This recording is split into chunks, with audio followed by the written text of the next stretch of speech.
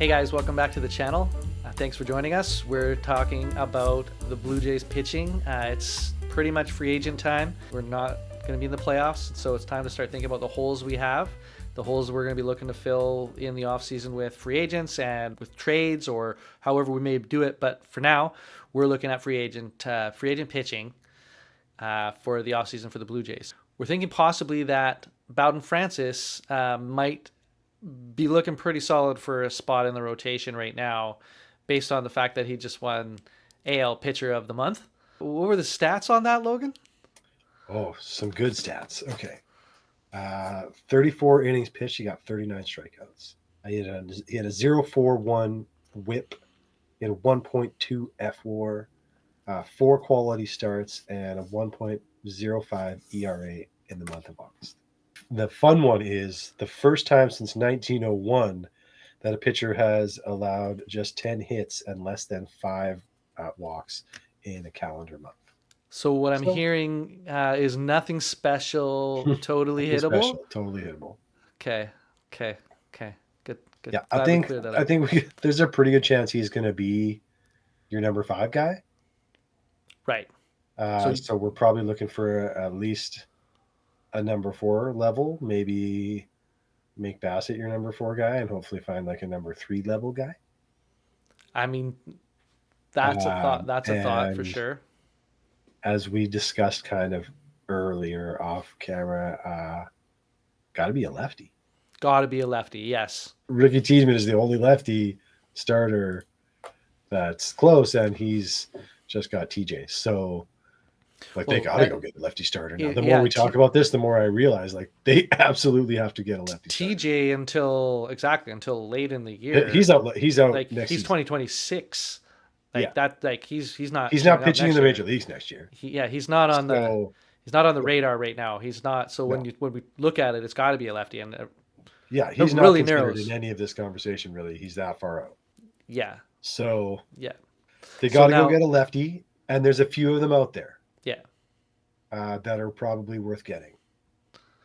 Okay, who's on our list of lefties? What do you got? We got Max Fried is one that pops off the page. Max Fried. He's a $15 million man right now. Now he's got this Sport Track page that we're looking at has a cool feature that they've calculated out the market value for the player. So he's got a market value calculated out at $21.4 million, which when you're looking at, if you were to say a 3-spot guy, because if you take Fried, he's a 3-spot guy. Yeah. He's 2 or 3. Yeah. He's around 2 or 3, not 3 or 4. Yeah. So 15, so 20 million or 22 million or something like that is that money. Like that money for that spot makes sense. Yep. So that's the other thing about Francis being your 5 guy is he's a minimum guy. Yeah. So it's opening a lot of money up to go get somebody and overpay like the Blue Jays have to do to get people to come. Yes. So Max Fried, high on the list. Great option. Welcome. He would be a welcome addition to the rotation. What do we got here? He's got like an 18 career WAR, 3.11 career ERA, pitched 850 innings. He's a solid pitcher from the left side. Yeah. And the Jays would be lucky to sign him. Who's the next one on our list there? Obviously we have to talk about Blake Snell. Technically not a free agent, but guaranteed basically to opt out, will be available. Are we just I'd love to know if anybody likes both Logan and I are not big Blake Snell fans. Not high on Blake Snell, man. I know that he's got a lot of props and he's won these Cy Youngs, and I don't know. Maybe if he was on my team, I would start to come around on him a little bit. But for me, I hope not. Just hope not. Are we wrong? Can you I'd love to see some comments on Blake's. Is he really that good to other Blue Jays fans or baseball fans out there? I think here's the saving grace is that he'll be far too expensive for the Blue Jays to pursue. Market value is 26. He's going to be looking for way more than that. That's why he's opting out. Right? He's that guy that thinks he's worth way more than the market thinks he's worth. He's getting 31 right now, and that's not good. That's not good enough for him. So Yeah. I don't think the Jays are in on that. So like we don't really. I don't know. I don't think we worry about it really. For me, I mean, W. he's not the shiny object that you overpay for at all. Because there's other guys out there that are much more efficient for value wise to look at. Like we're like Andrew Heaney is Heaney. sort of the next guy on the list who like he's making 12 and a half, but his market value right now is he's pitching a little under his market value. Mhm. So I don't know, like usually you don't take a pay cut. Like you're probably going to make a little bit more than 12.5. Yeah. So wherever you go. So there's that. But that's money that the Blue Jays could like if it was him, that's a four guy for sure, and that's great Mhm. value. Mhm. That's sort of like in the range of Kikuchi as far as the slot and the money. So that would be pretty good for me. Well, and then that kind of brings us to last on the list, fan favorite and like hope hopeful, like the one we all want the most, right? Like Yusei Kikuchi. He's probably the next guy on the list Yeah, we're talking about here. Uh, he has been really good for Houston Astros since the trade. Like this trade worked out on both sides so far, I would say.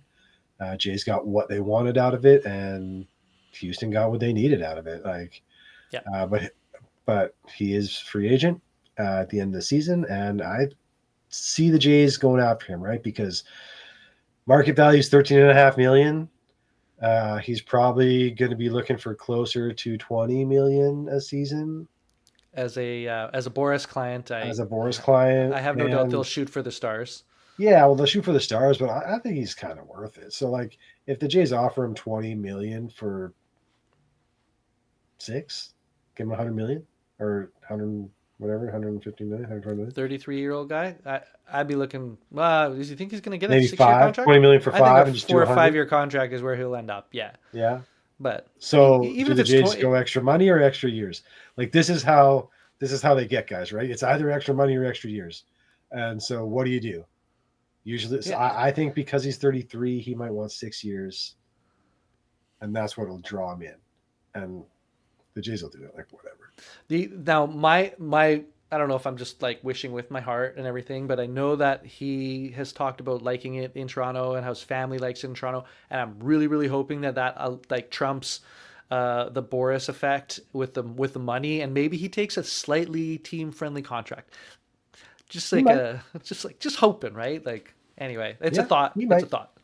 But I'm with you, man. I like Kikuchi would be great to get back in the fold. You know what you're getting Yeah, with him, which is something that I like to know about that's the biggest thing. Yeah, you my definitely know what rotation. you're going to get out of Kikuchi.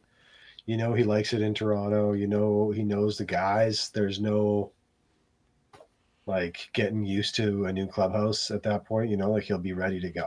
Yeah, He'll just step in there and it's like the start. It's like he's starting this year all over again.